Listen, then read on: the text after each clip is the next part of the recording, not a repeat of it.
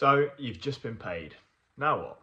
Well, payday for most comes around monthly. And even though we know when it's going to occur and roughly how much money we'll be taking home, there are still so many people who lack the financial planning to make the most of this money and actually get ahead. So I have broken down an 8-step plan that's allowed me to get close to £70,000 of money saved up at the age of 25. And here is exactly how I did it. The first on that list is going to be checking your pay. Sounds super simple, right? However, for most people out there, your pay will differ. For some, it can be commission, it can be bonuses, or even doing overtime.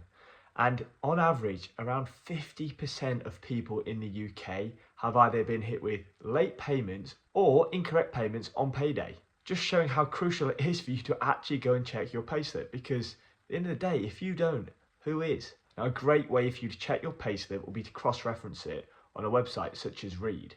And what Reed will do is break down your yearly salary for you into what your expected monthly take-home will be. You can then use it as a benchmark to compare your own take-home, albeit you may have student loan fees, you may have been on a different tax code.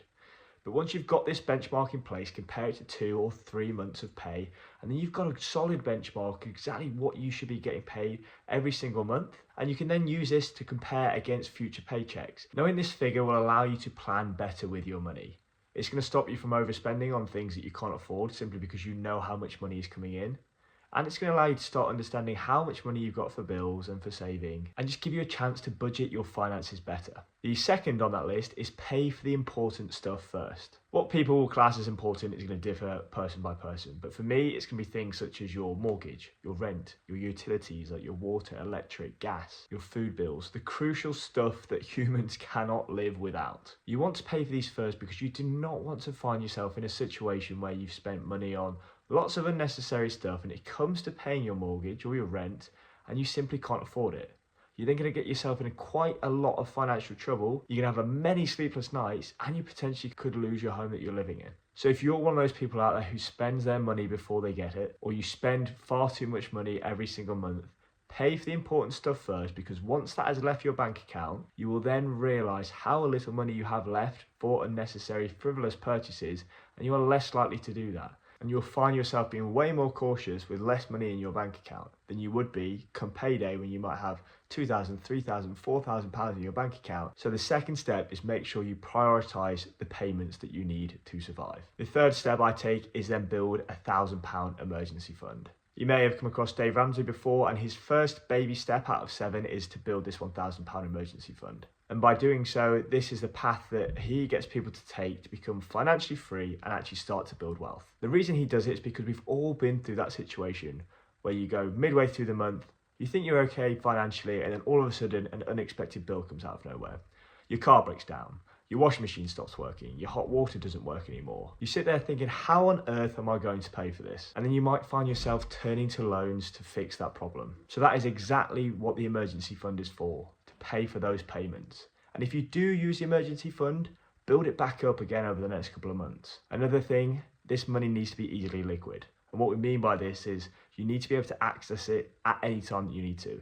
It can't be tied up in other investments, in a property, in products that you might be selling. It needs to be liquid cash that if anything props up, you can access that money there and then that same day. So for me, I would stick that money into a high yield savings account. It could be high interest bank account as well, but stick it in something where you will get a decent amount of money back at it, let's say a few percent, but that money is there so that if you do need to use it, you can access it immediately. And step 4 on the list is start to pay down your debts. In the UK, the average personal debt is expected to be around £34,372. This figure has gone up recently over the last couple of months, just showing the fact that the UK is actually not paying down their personal debts, and these personal debts are ever increasing. Now we know this because lots of people are financing things such as car payments, phones, racking up credit card debts, or even using buy now pay later models. Dave Ramsey once again says that the best way to tackle debt is to start attacking the little ones. Be very aggressive on them and completely wipe them out.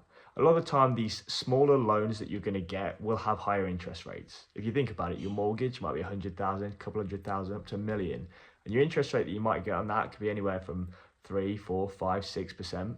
Whereas some of these smaller loans that you may get, such as car payments, it could be phone payments, it could even be those buy now, pay later or credit card models, you could be paying anywhere from 20, 30, 40% APR on those, meaning so much more interest that you'll have to pay if you don't keep paying these payments off. Just think of it this way. Say you've gone and spent £1,000 to get the latest phone just to fit in with the crowd. If that's on 20% APR, over an entire year, you're going to have to pay an extra £200 just to get the exact same phone. So attacking the smaller debts first will allow you to clear the debts that are the most harmful to you and your financial situation.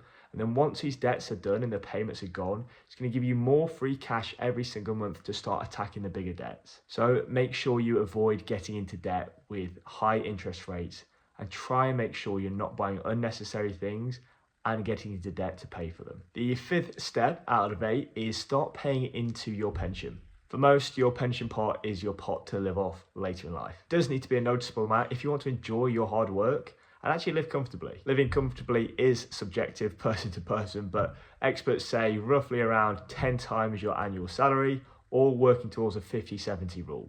So if you're on 30k a year, that'd be having around £300,000 saved. Or if you're living by the 50-70 rule, it means you should be able to take home around 50 to 70% of your current annual salary. Once again, if you're on 30k a year, that'll mean you can either take home around £15,000 to £21,000 per year in retirement, or if you live for 20 years, that round figure should be anywhere from £300,000 to £420,000. Now, as I say, this figure is not going to be the same for everybody, but you can use this as a rough guide. Now, the great thing about your pension to really fast track your savings is the fact that your employer is going to contribute as well. For the average company in the UK, your employer might match up to 5%. So if you put 5% of your annual earnings into your pension, your employer is going to do the exact same. So just think of it this way. If you put £100 into your pension, your employer is also going to match that £100. Just think how much quicker you'll accumulate savings if you've got two people putting money into your savings pot.